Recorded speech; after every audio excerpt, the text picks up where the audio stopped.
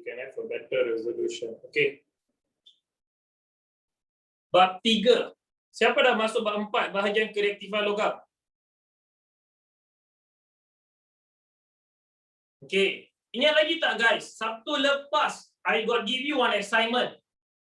Cikgu ada bagi satu assignment hari Sabtu lepas. Ingat lagi tak? What I asked you to do? Still remember? Siapa ingat lagi?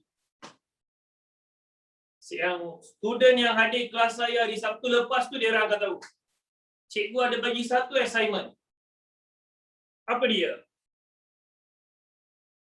Saya suruh kamu untuk apa? Dah lupa ke?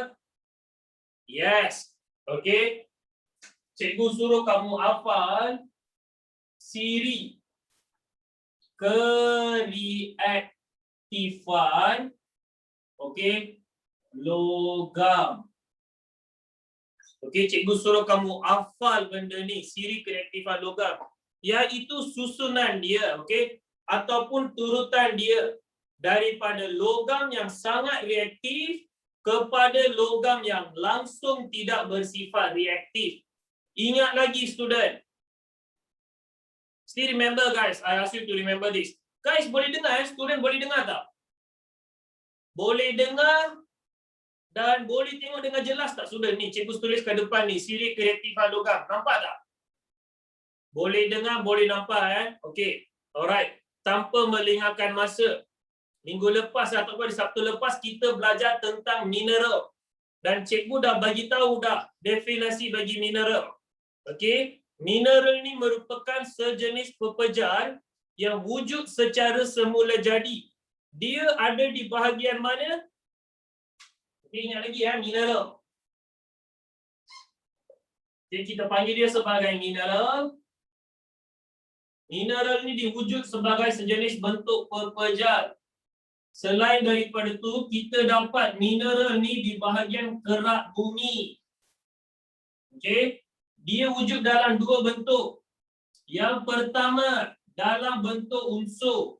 Yang kedua dalam bentuk sebatian. Siapa yang ada ni kelas tolong buka buku teks ke bab 4. Okay, go to your chapter 4. That is what we are learning right now. Dan student, jika kamu ingat lagi, cikgu dah bagi penerangan tentang atom. Okay, kita belajar apakah itu atom. Ingat lagi kan? Suatu benda yang paling ringkas yang tidak boleh dipecahkan lagi. Ingat lagi kena ingat student. Kemudian kita belajar, mineral ni ada dua. Satu secara semula jadi, lagi satu adalah sebatian. Ingat lagi kan? Okey, unsur semula jadi ni yang secara unsur semula jadi ni dia merupakan sejenis bahan yang tidak bereaktifan. Contohnya emas. Ingat lagi kan? Manakala sebatian ni cikgu dah cerita. Sebatian ni adalah wujud di antara emas ataupun logam bertindak balas dengan bukan logam. Okey. Sebatian pula logam bertindak balas dengan bukan logam. Lepas tu cikgu bagi nama-nama dia, ingat tak? Nama-nama bagi oksida, nama-nama karbonat, sulfida, silika, silikat. Ingat lagi kan?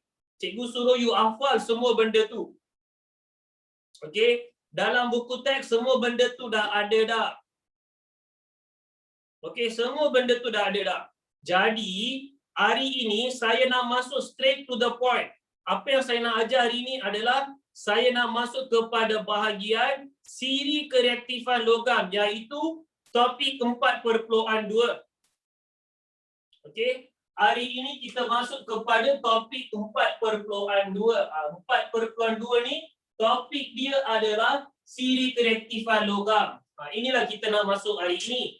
So siapa yang ada buku teks, please turn to the page which is you can see the 4.2 di mana kamu akan nampak dia ada tulis subtopik siri kereaktifan logam.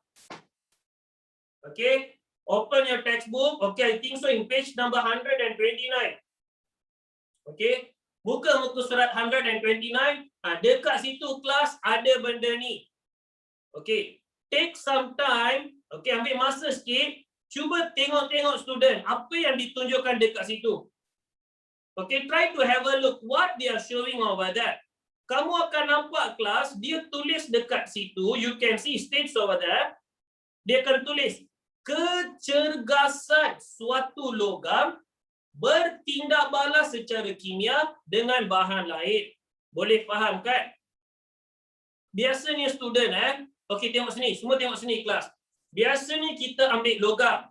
Okey, jika kamu ambil logam, logam ni dapat bertindak balas dengan 3 bahan secara umumnya. Dengar kalau boleh salin logam ini dia boleh bertindak balas dengan 3 bahan secara umum. Yang pertama kelas, logam boleh bertindak balas dengan air. Okey, ini yang pertama. Yang keduanya kelas, logam boleh bertindak balas dengan asid, khususnya asid cair. Okey, logam boleh bertindak balas dengan asid, khususnya asid cair.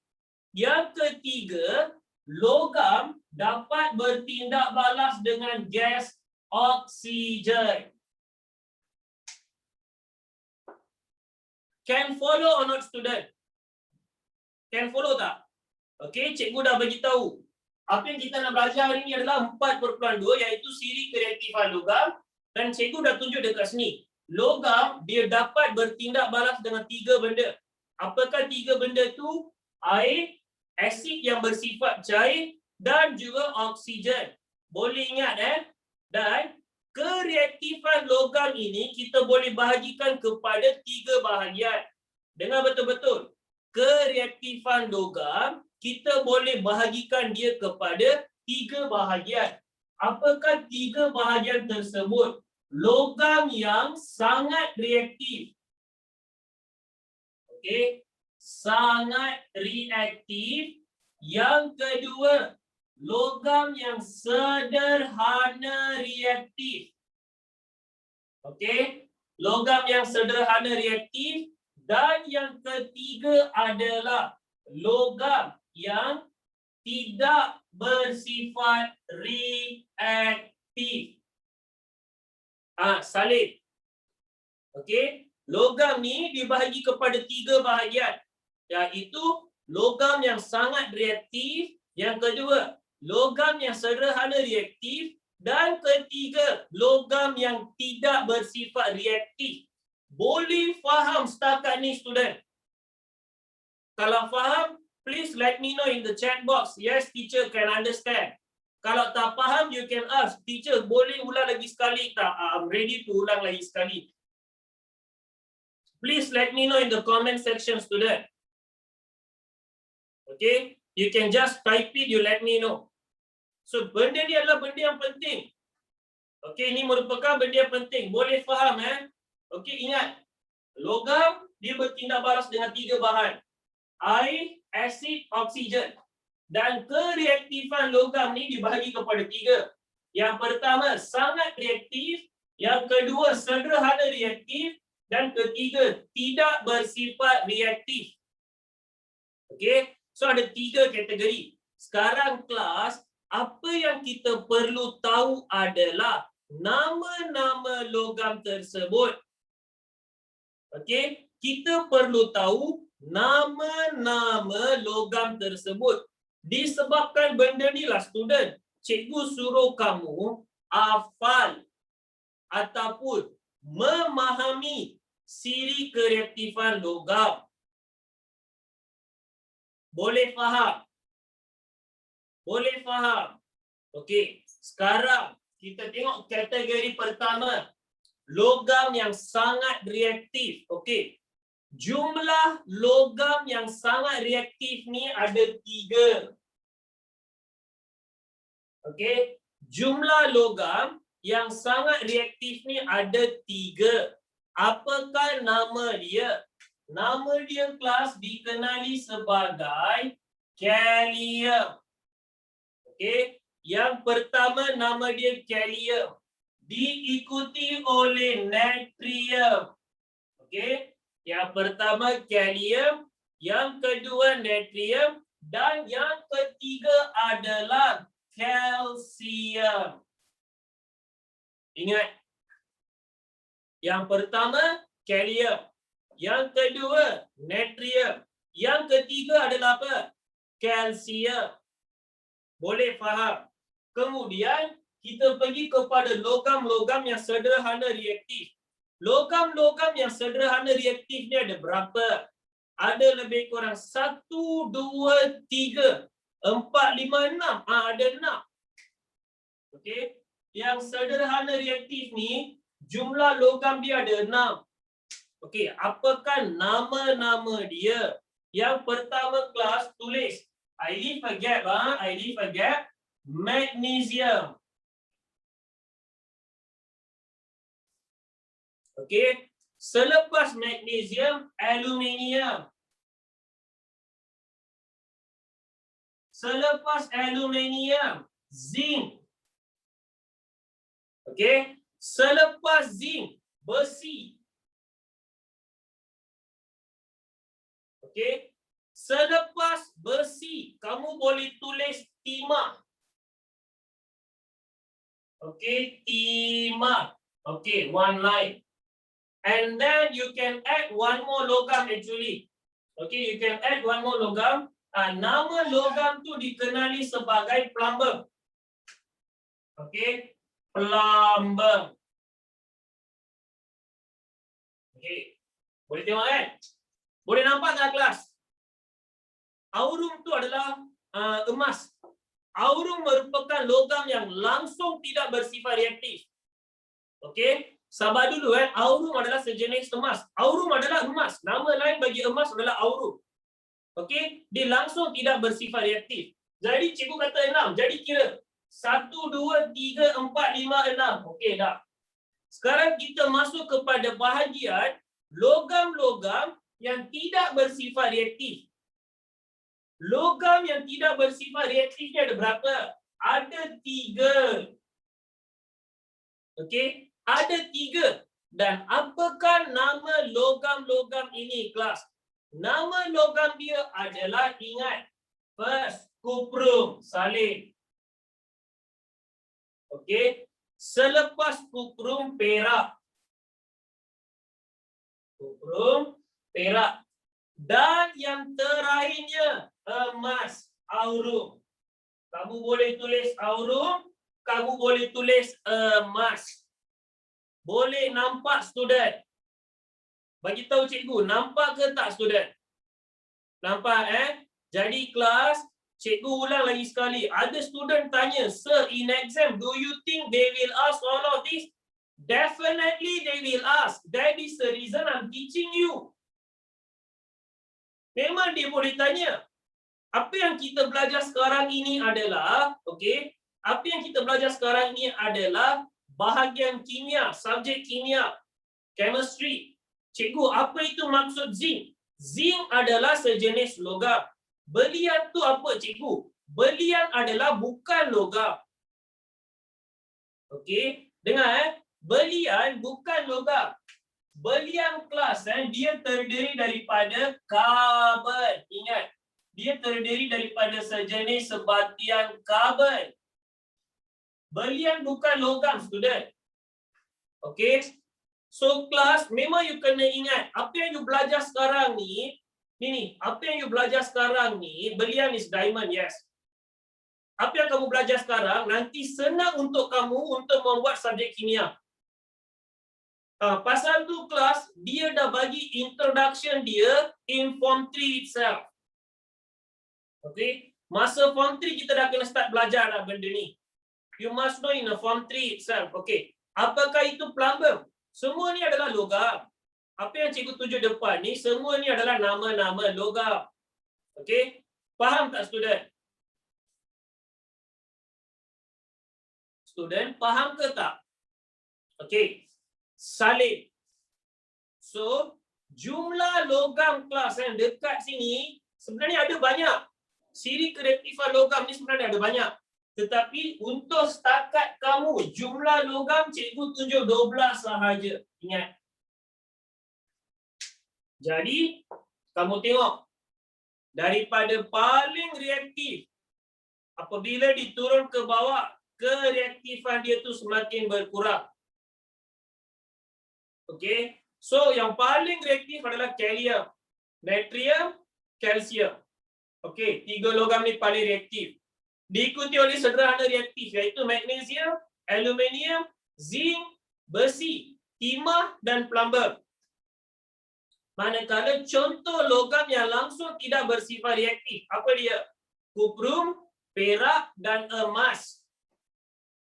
Kamu memang perlu tahu student. Jika kamu ada logam-logam yang lain, merkuri ke, apa ke, jika you ada logam-logam lain tu, you boleh masuk study. Tak ada masalah. Tapi yang ni benda yang penting lah. Cikgu tujuh yang penting dekat sini. Okey. Boleh faham setakat ni student? Boleh faham? Boleh ikut? Boleh ya? Okey. So, apa itu reaktif? Reaktif means boleh tak dia bertindak balas atau dia tidak boleh bertindak balas? Sebab jika you masih ingat lagi, semasa kelas hari Sabtu lepas tu, cikgu tanya satu soalan yang umum. Soalan umum saya adalah saya tanya, apakah sifat-sifat umum logam? Ingat lagi tak saya tanya benda ni?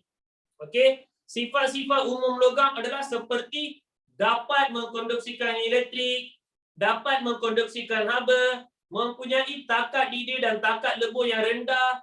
Semua benda ni kita belajar. Ingat lagi kan? We learn about all of this. Semua benda ni kita belajar.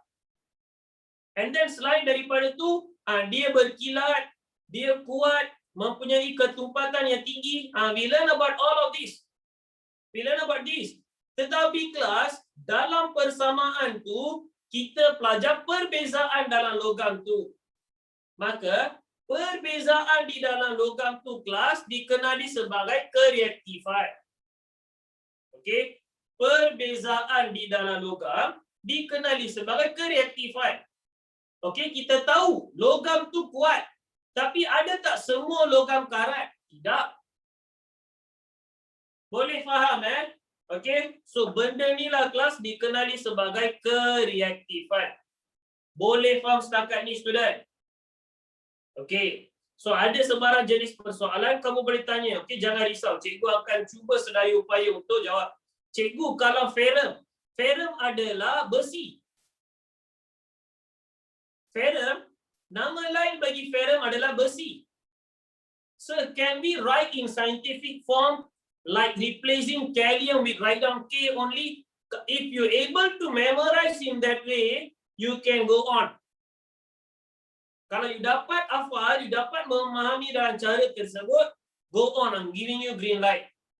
Tapi you must know the full name. Kamu perlu tahu nama penuh dia. Ada soalan student? Ada soalan ke? Tiada Jadi ingat, apabila kamu turun ke bawah, kereaktifan sesuatu logam tu pun akan berkurang. Okey, I'm giving you some time. Quickly guys, nak salin ke, nak ambil screenshot ke, cepat. Setiap logam ada bahan tindak balas lain kan? Yes. I'm giving you time to salin. So quickly salin guys. Quickly salin.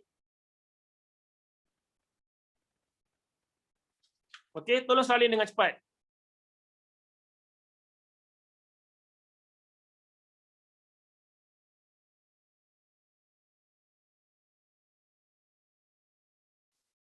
Okey. Dah salin ke sebab cikgu nak padam? Sudah salin student? You done writing it because I'm going to erase it. Can understand Okay, semua benda ni benda penting kelas Okay, let me erase. Any question feel free to ask. Okay, ada sebarang jenis persoalan kamu boleh tanya student. Okay, benda ni penting. Buka buku teks, baca kelas. Dan seperti mana cikgu katakan tadi, ini merupakan mata pelajaran kimia. Okay, what you learning right now is just a pure chemistry, guys. You're learning about chemistry over here.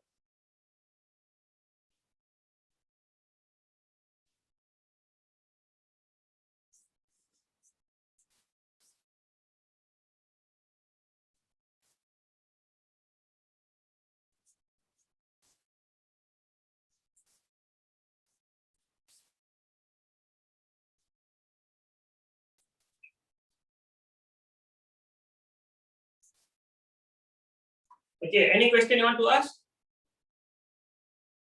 Cikgu, argentum jenis apa? Argentum malah yang tidak reaktif.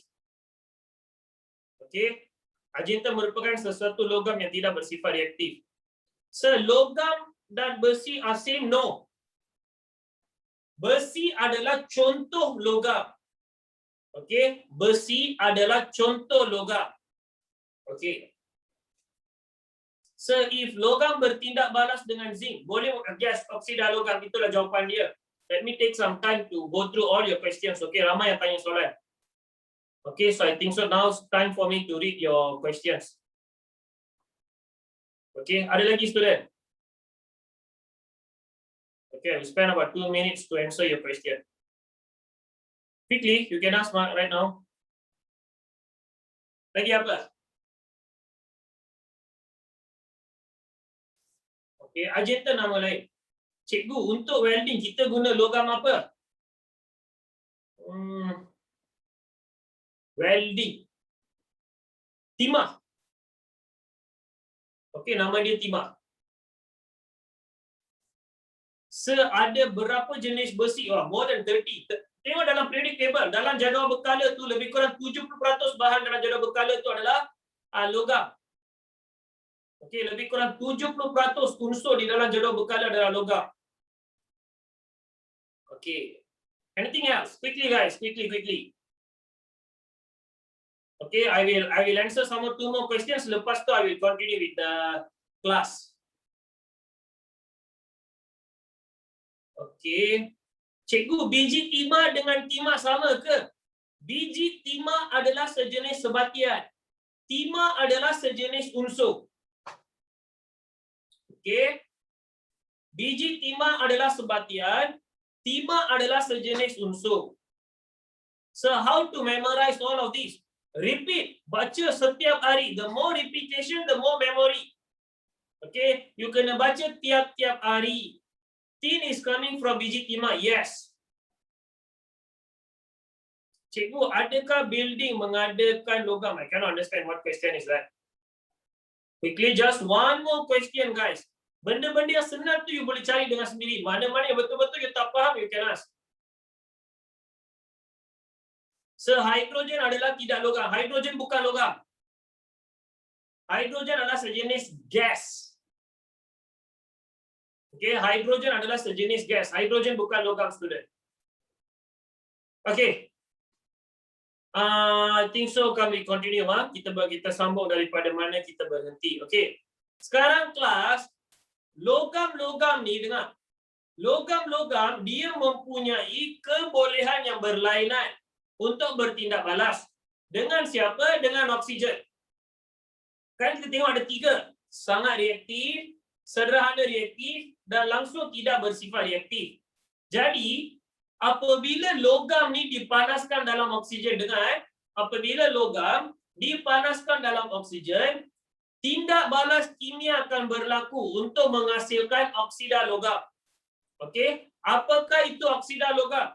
Maksud oksida logam adalah apabila logam bertindak balas dengan oksigen, maka kamu akan dapat logam oksida. Cikgu bagi satu contoh.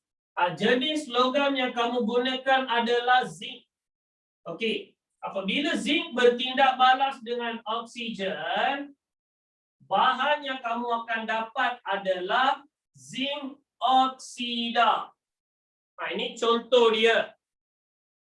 Okey, ini adalah contoh dia. Okey, sekarang kecergasan tindak balas ni boleh ditentukan oleh kecerahan api yang dihasilkan. Contohnya student, apa cikgu nak cerita adalah tadi kamu tengok kan siri kereaktifan logam, iaitu 3 logam yang sangat reaktif, 6 logam yang sederhana reaktif dan lagi 3 logam yang langsung tidak bersifat reaktif. Kita tengok kan 12 logam ni. Ya ke tidak student? Kamu ingat nama-nama dia Okey, apa kita akan buat? Kita akan panaskan dia. Atau kita akan bakar dia dengan api. Apabila kita bakar, dia akan menghasilkan nyalaan.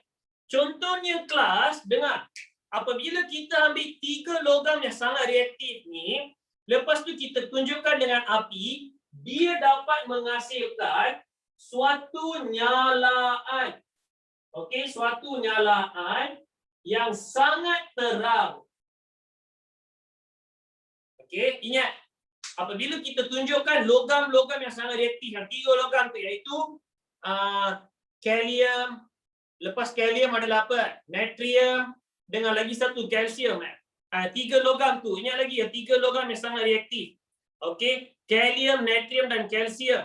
Apabila kamu nyalakan kalium, natrium dengan kalsium, dia akan menghasilkan nyalaan yang sangat terang. Sometimes you cannot see also. So, kecerahan cahaya determines the kereaktifan logam exactly, Pak Veteran. Logam yang sangat reaktif, dia dapat menghasilkan kecerahan yang tinggi. Okay, I hope so I answered to your question. Logam yang sangat reaktif, dia dapat menghasilkan kecerahan yang tinggi. Manakala student, bagi 6 logam yang sederhana reaktif ni, dengar. 6 logam yang sederhana reaktif ini akan menghasilkan nyalaan yang terang. Beza Yang pertama ni nyalaan yang sangat terang. Yang kedua ini adalah nyalaan yang terang. Cikgu, adakah kita menggunakan logam untuk membina bangunan? Iya. Nama logam yang digunakan untuk pembinaan adalah besi. Yang tadi ada beberapa orang cakap tu, ferrum. Dia digunakan untuk tujuan pembinaan. Okey. Kalium, natrium ni semua sejenis pepejal ke? Semua logam adalah pepejal kecuali satu. Logam apa? Semua logam adalah pepejal kecuali satu logam ni. Apa dia, student? Cuba jawab. Mercury. Very good, Azlan. At 7900. Okey. Mercury adalah sejenis logam tetapi dia dalam bentuk cecair pada suhu bilik. Okey. Sekarang kelas, bagi 3 logam yang tidak bersifat reaktif ni, dia akan menghasilkan baraan. Okey, dia akan membara. Dia akan menghasilkan baraan yang malap. Boleh faham, student? AK, kan saya dah jawab soalan kamu. Besi digunakan untuk membina bangunan. Okey, cikgu boleh tak ulang langkah penyalaan logam? Apa kita akan gunakan Bunsen burner. Readykan Bunsen burner. Ambil spatula. Spatula tu dekat bahagian ujung dia tu kamu ambil logam tersebut dengan satu kuantiti yang sedikit. Macam serbuk kalium, ambil sedikit serbuk kalium. Serbuk natrium, ambil sedikit serbuk natrium. Kalau serbuk kalsium, ambil sedikit saja, ambil serbuk tu. Kamu ambil nyalakan, ada Bunsen burner, right? Ada nyalaan api, right? Kamu tunjuk atas nyalaan api tersebut. Apabila tunjuk, dia akan menghasilkan suatu apa? Cahaya yang sangat terang. Sakit mata kita nak tengok. Itu merupakan logam yang sangat reaktif. Boleh faham setakat ni, student? Boleh faham, Maka, logam-logam seperti apa? Kalium, natrium, kalsium dengan magnesium, dia boleh terbakar dengan kilauan. Jadi ingat, nyalaan yang sangat terang ni adalah logam apa? Tadi cikgu dah beritahu dah. Let me erase this. Ini semua penting, kelas. Kita dah semakin mendalam dah. Okay, we already entered to the deeper part. Cikgu, pipe ada tak logam? Ada. Dulu orang menggunakan besi. Sekarang orang menggunakan PVC. Kenapa besi berkarat? Okay, so dengar. Contoh-contoh logam yang menghasilkan nyalaan sangat terang adalah apa? Tadi saya dah beritahu dah 3 logam tu. Iaitu kalium, natrium dan juga apa dia? Kalsium. Malah kamu boleh masukkan dengan magnesium pun sekali. Okay, you can include that. Okay, seterusnya logam-logam seperti apa? Seperti aluminium, seperti zinc, seperti timah, plumber, besi, ataupun kuprum, dia terbakar dengan nyalaan yang terang tetapi secara perlahan-lahan. Okey? Jadi ingat, besi-besi lain seperti aluminium. Selepas aluminium, zinc. Okey? Aluminium, zinc, lagi apa? Timah. Selain daripada timah, besi. Okey, aluminium, zinc, timah, besi, kuprum. Okey, you boleh masukkan dekat bahagian nyalaan yang terang ataupun sederhana terang. Okey, kamu boleh masukkan dia. Sekarang kelas, contoh-contoh logam yang menghasilkan baraan sahaja. Okey, contoh logam yang menghasilkan baraan sahaja, right? You can include kuprum. Okey, kuprum. Plumbum pun boleh. So, cara ini menentukan kereaktifan kan? Yes. Boleh. Membara means, kamu takkan nampak ada api. Kamu akan nampak dia seperti warna merah sahaja. Boleh faham Ada api means itu sangat reaktif. Yang ni akan nampak merah-merah sahaja. Okey. Dan contoh-contoh logam yang langsung tiada apa-apa. Okey. Contoh logam ni membara kuprum pun boleh. Selain daripada kuprum, kamu boleh letak apa? Plumbum. Okey. Contoh logam, kamu bakar macam mana pun, langsung tiada sebarang jenis tindak balas. Dia adalah logam seperti perak. Okey, silver. Selain daripada perak, emas, gold. Dan lagi satu kelas dikenali sebagai platinum. Ini semua adalah logam-logam yang langsung tidak bersifat reaktif. Memang takkan karat pun, tak kira lah beratusan tahun ke, beribuan tahun ke, kamu jangan masukkan diamond dekat sini. Diamond atau berlian, dia bukan logam. Okey, ramai yang ada confusion Okey, diamond adalah bukan logam. So you cannot include diamond over here. Ini sajalah nama-nama logam. Okey, cikgu bagi masa lebih kurang 1 minit. 1 je 2 minit. Cepat salin student.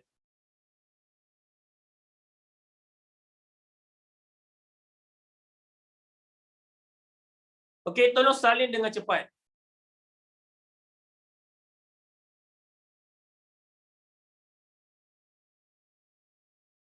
Okey, dah salin Semua okey guys? No problem, right? Okay. Alright. Can I erase this, guys? Can I erase this?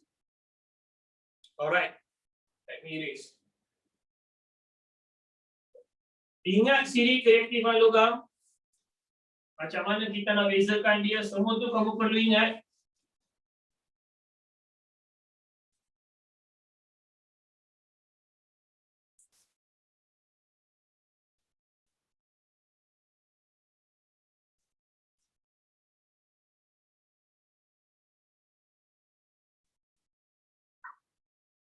Okey. Seterusnya kita nak masuk dekat bahagian mana? Kita masuk dekat bahagian tindak balas logam dengan oksigen. Okey.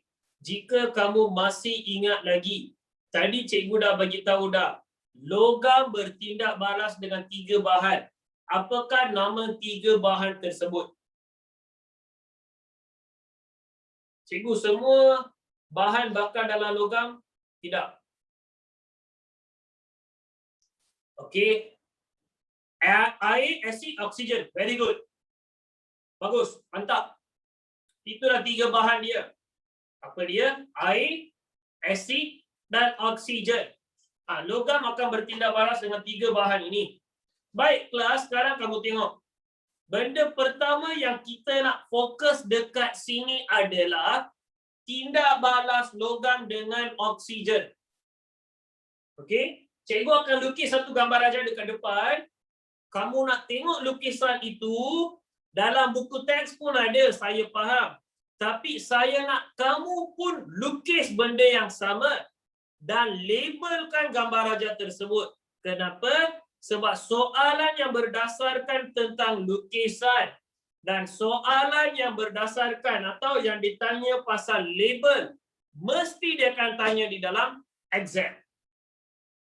Okey. Ataupun dibagi lukisan tu, dia akan bagi peta, dia akan suruh kita isikan apa yang ada di dalam, apa yang sepatutnya kena ada dalam peta tersebut. Okey. So benda pertama yang kita nak fokus sekarang adalah tindak balas logam dengan oksigen. Okey, cikgu tulis dekat sini.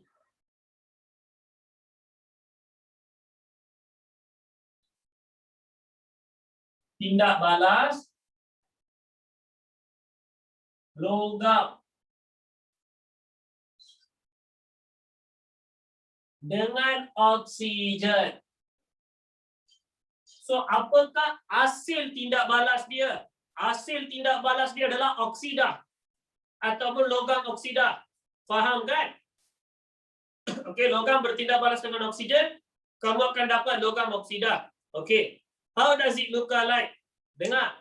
Benda pertama kelas, you kena lukis tabung uji. Okey, test tube. Okey, kena lukis tabung uji. Okey. Kedua kelas, dengar.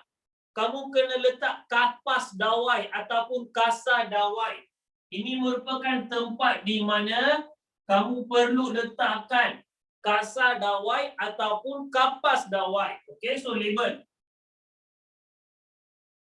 Dua-dua ni dikenali sebagai kasar dawai. Okey, nama dia kasar dawai ataupun kapas kaca. Sometimes dia akan letak kasar dawai, sometimes dia akan letak kapas kaca. Okey, sudah. Sekarang kelas, dengar lagi satu Dekat sini kelas akan ada mangkuk pija nama dia.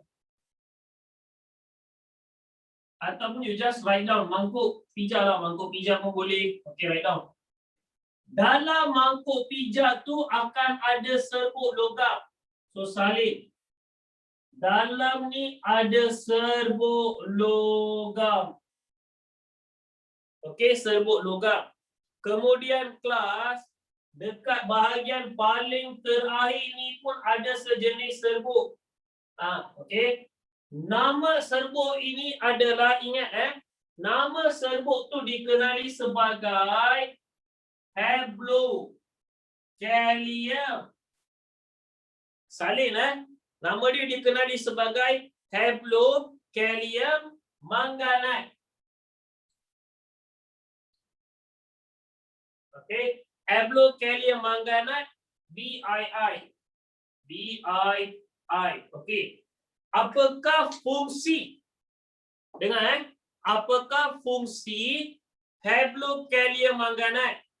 Haplokalium manganate ni dia akan membebaskan, salin student, okey salin, membebaskan gas oksigen. Okey, membebaskan gas oksigen apabila dipanaskan. They will ask this in exam. Apakah kegunaan haplokalium manganate? Okey, they will ask this in exam. Apakah kegunaan haplokalium manganate? Okey, lepas tu kelas, kamu kena buat simbol segitiga dekat sini. Apakah maksud simbol segitiga ni, student? Apa maksud dia? What does it mean? Siapa tahu? Panaskan. Very good. So write down. Okey, panaskan. Okey, kamu panaskan dia. So ini merupakan gambar raja yang pertama yang kamu perlu memahami, yang kamu perlu tahu. Okey, boleh tengok kelas, clear tak? Please let me know student, is it clear or not? Clear, right? Okay, you supposed to remember this. Kamu memang perlu tahu benda ni, student. Okay, memang kamu perlu tahu benda ni. Okay, sekarang cikgu akan ceritakan kenapa kita ada benda-benda ni semua. Okay, yang pertama student, cikgu dah bagi tahu. Ini nama dia apa? serbuk ataupun haplokalium manganat. Okey. Haplokalium manganat ni fungsi dia adalah apa? Fungsi bagi haplokalium manganat adalah untuk membebaskan gas oksigen apabila dipanaskan. Okey, cikgu ulang lagi sekali. Dia digunakan untuk membebaskan gas oksigen apabila dipanaskan. Itulah fungsi haplokalium manganat. So, kita panaskan. Jadi kelas, dekat sini jika you nampak ada kasar dawai ataupun kapas kaca. Apakah kegunaan dia? Okey. Kegunaan kasar dawai yang ni adalah dia nak memisahkan serbuk logam. Okey, serbuk logam dan serbuk haplokalium manganat daripada tercampur. Kalau dia tanya, pastikan kamu dapat jawab. Okey, apa cikgu tulis dekat sini? Kasar dawai yang dekat sini yang betul-betul dalam tabung uji tu ada kasar dawai, right? Atau kapas dawai. Apa kegunaan dia? Dia digunakan untuk memisahkan serbuk logam dan serbuk kalium manganat ni, haplokalium manganat ni daripada apa? Tercampur. Kita tanam mereka tercampur. That is number one. Number two, apabila kamu panaskan haplokalium manganat ni, dia akan membebaskan gas apa? Gas oksigen.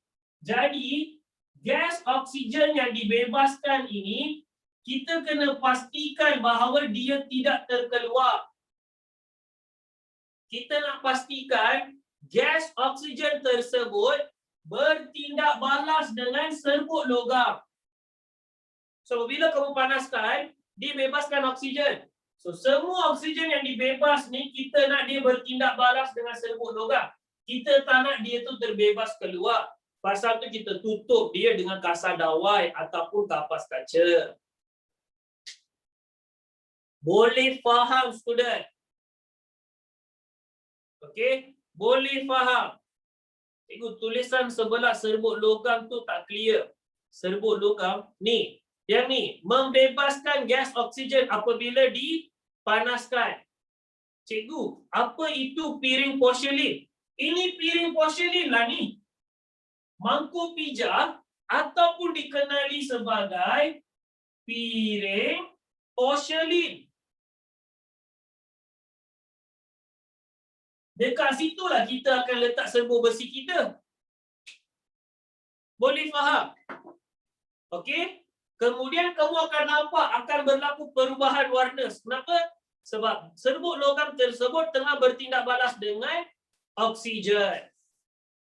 So we should write ferrum oxida only of ferrum trioxida. Ferrum trioxide. So in exam they ask to draw or label. Depends student. They can ask both. They can ask you to draw. They can ask you to label. That is the reason I'm giving you this drawing. Okay? Dua-dua dia boleh tanya.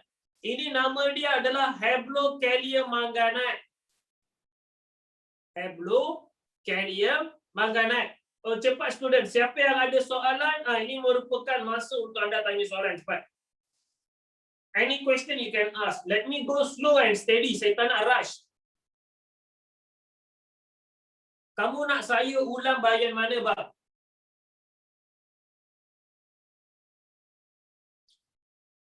Kita boleh ulang, okey? Semua, okey? Dengar. Dengar betul-betul. Cikgu ulang lagi sekali.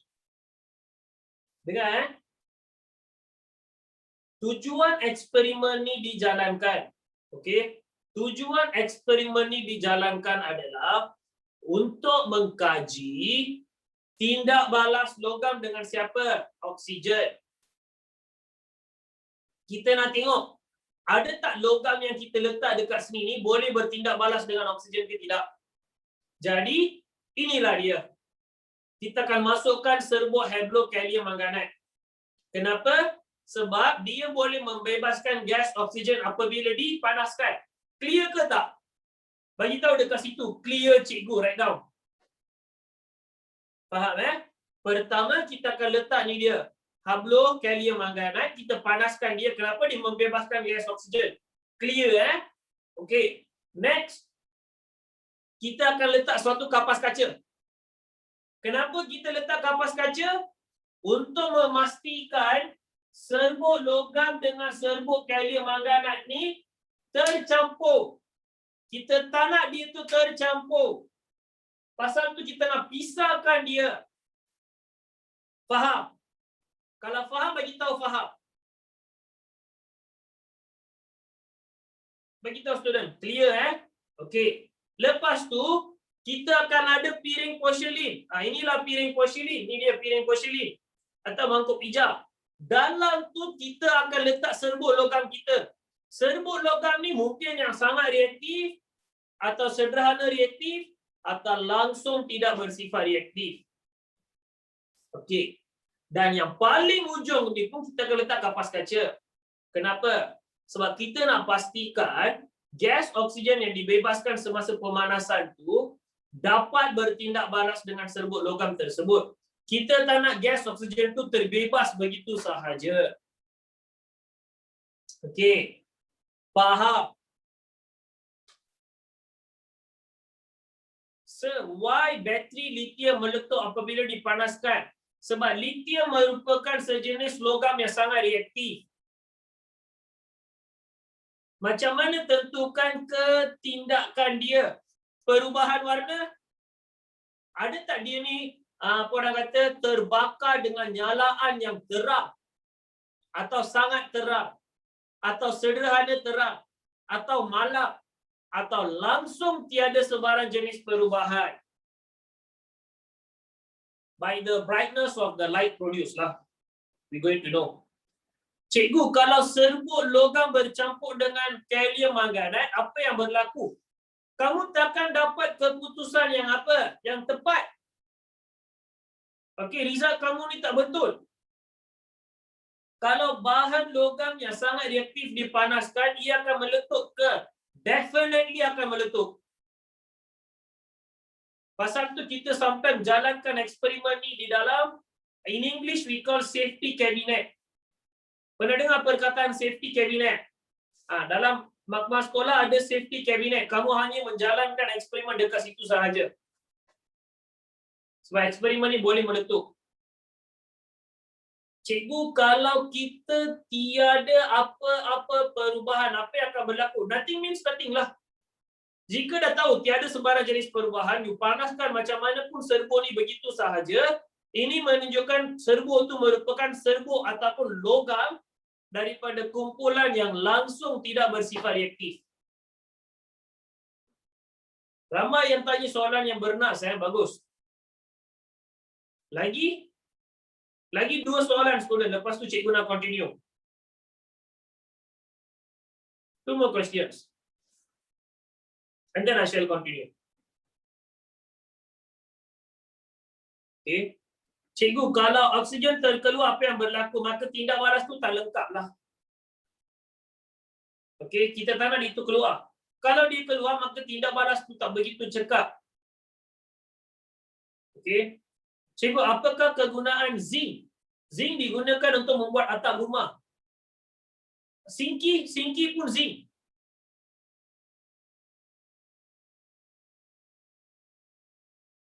So, kecerahan serbuk tentukan kereaktifan logam kan? Ya. Semakin cerah, semakin tinggi kereaktifan logam tersebut. Okey. Semakin cerah, semakin tinggi kereaktifan logam tersebut. Cikgu, boleh tak kita menggunakan ferrum ke dalam piring porselin? Serbuk ferrum Boleh. Memang pun kita letak dalam piring porselin. Kertas asbestos boleh ganti mangkuk pijak kan, sir? Boleh. Tapi tengoklah kertas asbestos tu macam mana. Yang betul-betul boleh tahan apa, boleh. Alright. So guys, we continue. Apa ni cikgu? Cepat dia. Api panas ke? Mestilah panas. Api yang kuat lah tu. Okey. Next. Dengar. Apakah pemerhatian kita? Okey. Sekarang kelas, bayangkan. Cikgu ada tulis serbuk logam dekat sini kan? Nampak ke tak cikgu tulis serbuk logam? Okey. Sekarang, bayangkan cikgu menggunakan serbuk logam yang terdiri daripada 4 ni. Saya ambil 4 serbuk logam ni sebagai contoh. Iaitu, cikgu mengambil logam magnesium. Okey. Logam pertama saya ambil magnesium. Logam kedua saya menggunakan aluminium. Okey. Logam pertama adalah magnesium. Logam kedua aluminium. Logam ketiga saya menggunakan zinc. Dan logam keempat saya menggunakan kuprum. Kenapa saya tak gunakan natrium? Kenapa saya tak gunakan kalium dengan kalsium? Sebab terang-terang saya tahu 3 logam tu sangat reaktif. Maka, jika saya panaskan, sekelip mata dia akan meletup. Faham Pasal tu saya takkan gunakan benda tu. So, saya gunakan 4 logam ini. Sekarang kita akan perhatikan apakah pemerhatian kita dapat. Okey. Kalau magnesium, dia akan terbakar dengan menghasilkan nyalaan api putih yang sangat terang. So, bagi magnesium, nyalaan yang sangat terang.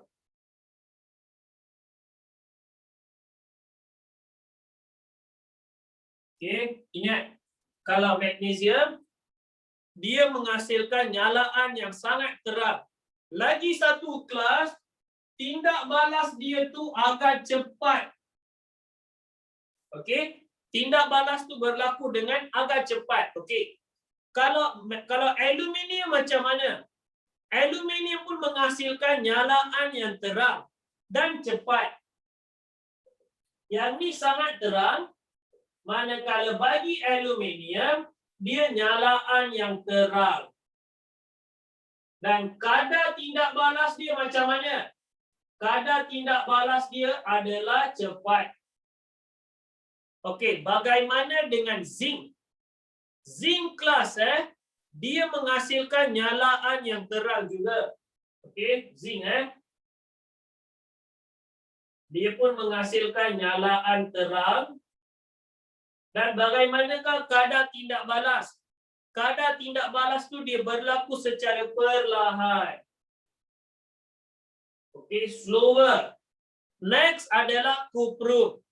Bagaimanakah nyalaan kuprum? Dia kata nyalaan bagi kuprum adalah bara malap. So, tiada nyalaan, kamu tulis bara malap. Dan jangka masa kereaktifan adalah sangat lama.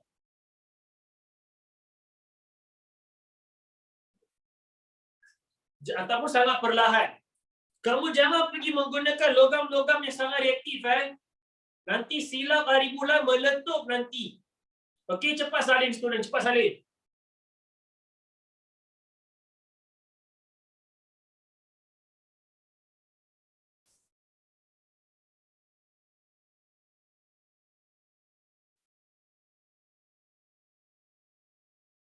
Dah salin student?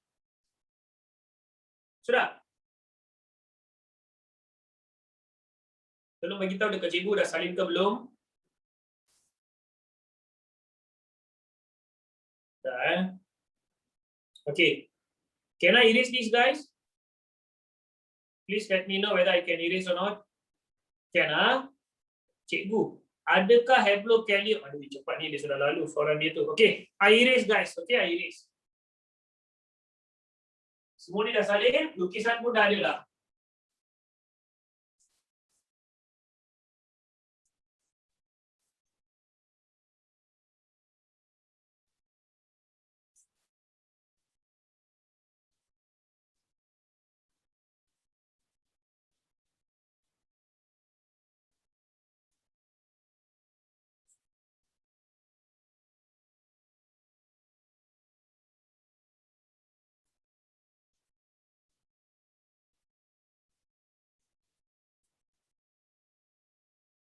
Okey.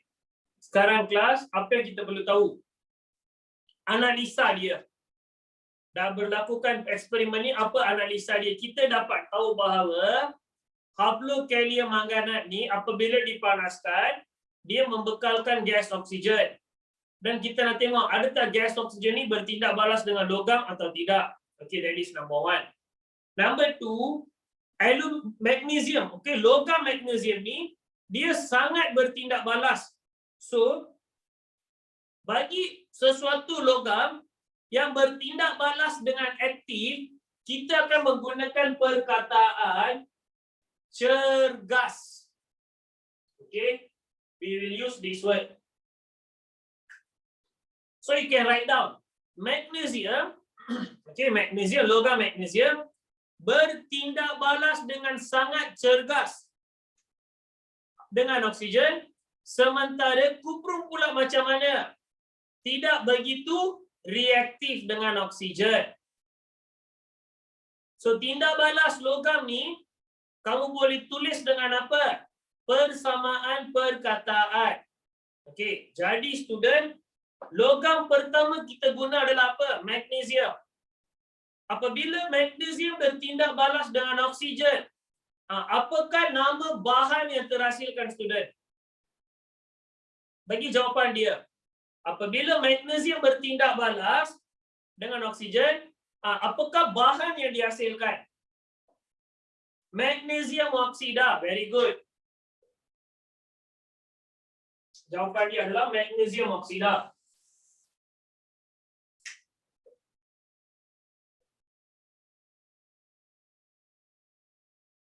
Okay.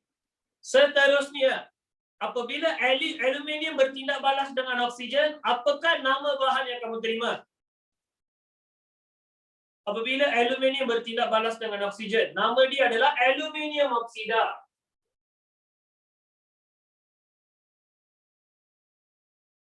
Okey. Yang ketiga, apabila zinc bertindak balas dengan oksigen, very good, zinc oksida. Dan yang terakhir, apabila kuprum bertindak balas dengan oksigen, kamu akan dapat kuprum oksida. Okay, class. So, we already come to the end. Okay, Okay, you already come to. Adakah mempunyai suhu yang tetap untuk membuat eksperimen? Kepanasan tu perlu samalah, tapi tak begitu signifikan. Okay. Alright guys, we already come to the end. We stop our class over here. We shall continue from next week on the same time, guys. So setakat daripada tu, I just want to wish you thank you for your time. Good night and take care, guys. Okay. See you on the next class. Have a nice day.